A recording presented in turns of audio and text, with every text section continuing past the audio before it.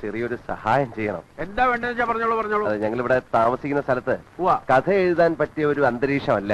സമാധാനം വേണം. അതുകൊണ്ട് ഞങ്ങൾക്ക് ഇവിടെ എവിടെയെങ്കിലും താമസിക്കാൻ ചെറിയൊരു സൗകര്യം ചെയ്ത് കിട്ടിയാൽ. എന്റെ കൂടെ താമസിച്ചൂടെ?